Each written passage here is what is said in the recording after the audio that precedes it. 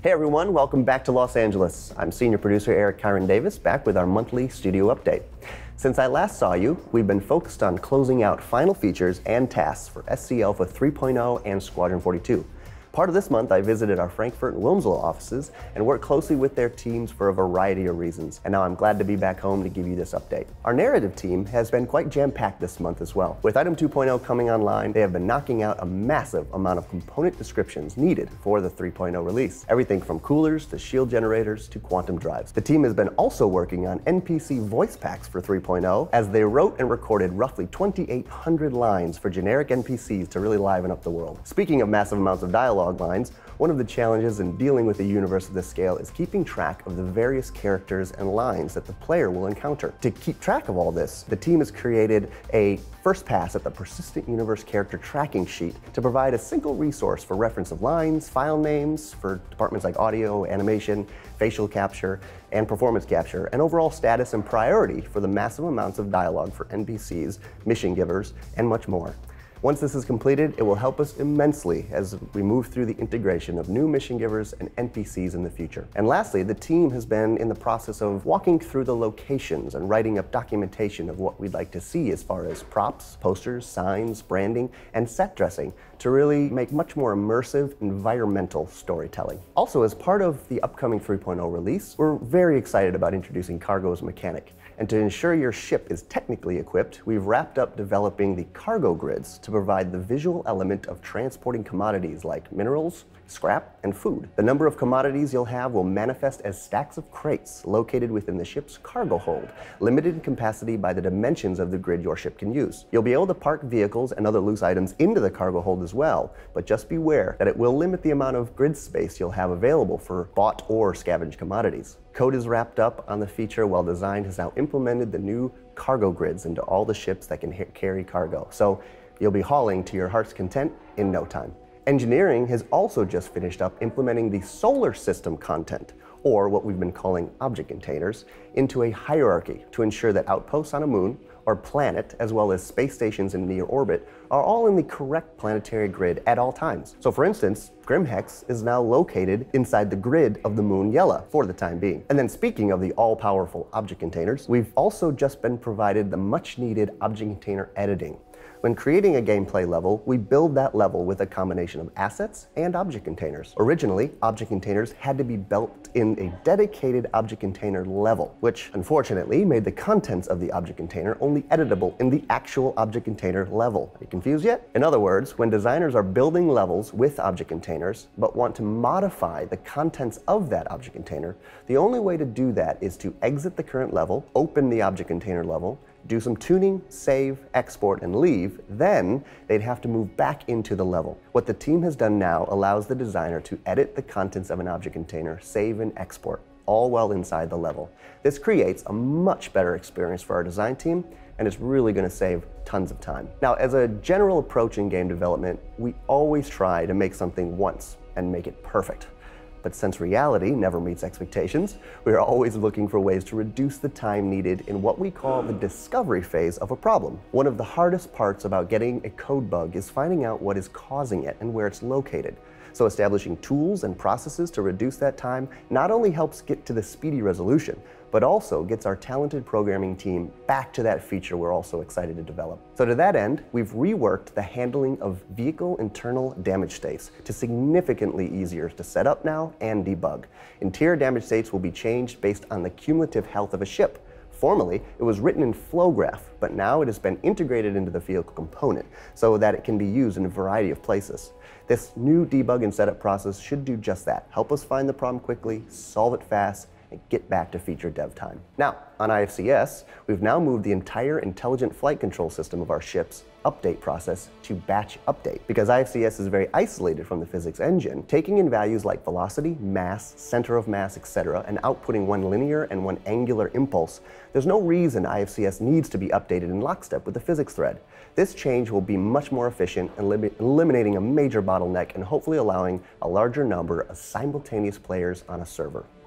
We've talked about also making progress on this for a little bit now, and we've now completed the new Quantum Drive 2.0. We've removed the old code from the previous Quantum Drive system that controlled things like VFX and sound effects playback, as well as object obstruction detection and alignment code. We've also moved the targeting of a quantum point to the target selector on a ship, so that Drive now only cares about the travel point itself.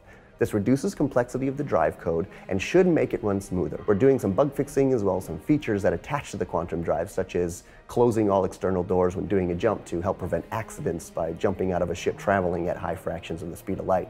This should all result in a smoother working quantum drive that is ready for design and art to really start tweaking and implementing on all the ships. It's also ready for UI to start creating a much more realistic feel for how such an event should be handled in-game, as well as a few other features like the star map. Now over on the LA ship front, the RSI Aurora has gone through a final art check this week. All that remains are any incoming bugs while going through design implementation, animation updating, sound effects, and VFX, etc. with this ship.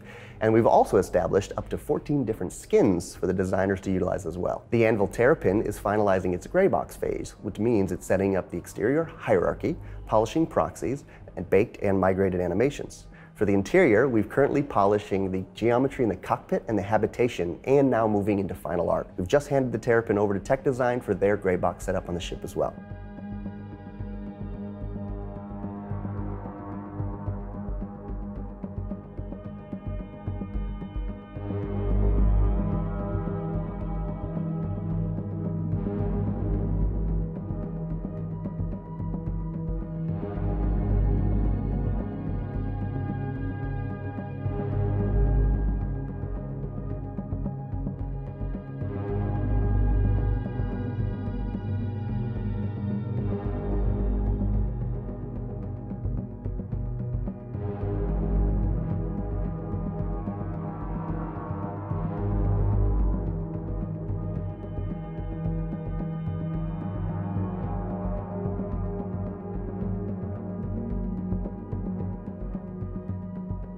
Also, now that the conversion for ships to Item 2.0 is underway, it's made sense to update our ship stats page on the website, and we're really excited to finally be able to get to the up-to-the-minute stats for all of our ships, for all of you min-maxers out there.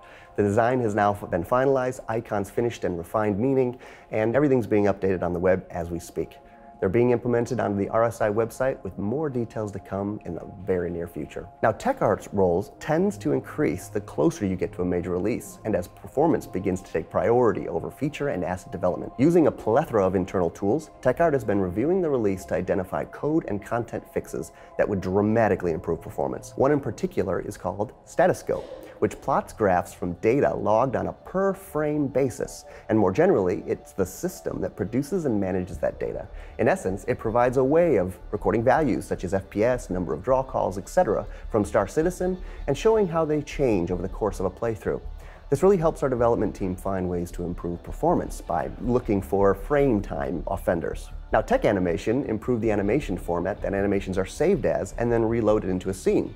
In our worst case scenario, a scene could take up to 50 minutes to load into Maya due to the amount of characters and length of the scene.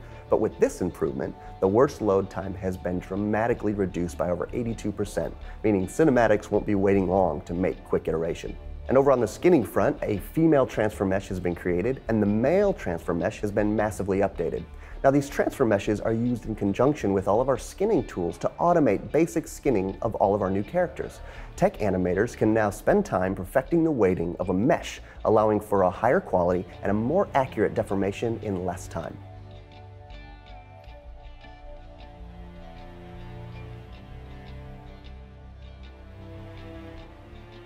On many of our heads, we've run into an issue where the eyelids had some vertex normal issues, which led to eyes looking pretty odd.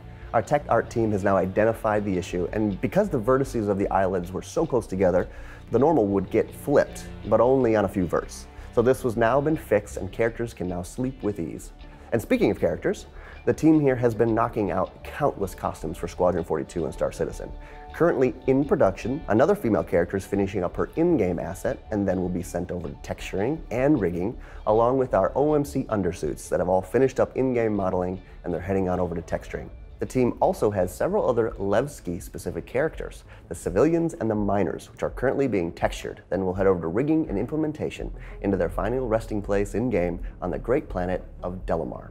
And now in other exciting news, now that we're in a modular armor system, we're reworking some of our legacy UEE and pirate armors to bring them up to the quality of our current assets. This will allow them to be swappable with all those assets.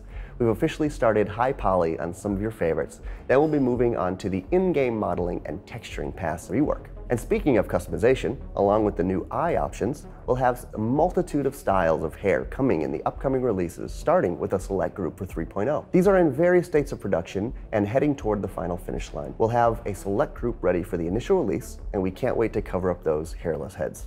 And finally, we have more finished, rigged, and implement characters, starting with the male Marine BDU, which will make its appearance in several places, including the Bridge of the Idris.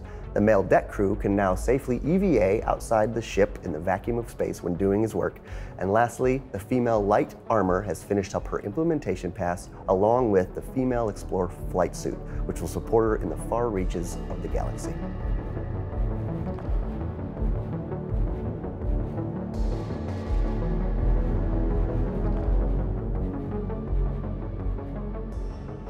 Well, that's about it and wraps us up here in Los Angeles. As always, thank you for allowing us to create this game we've always dreamed about, and we look forward to giving you more updates in the near future. Have a fantastic rest of the week. We'll see you back in Los Angeles in no time.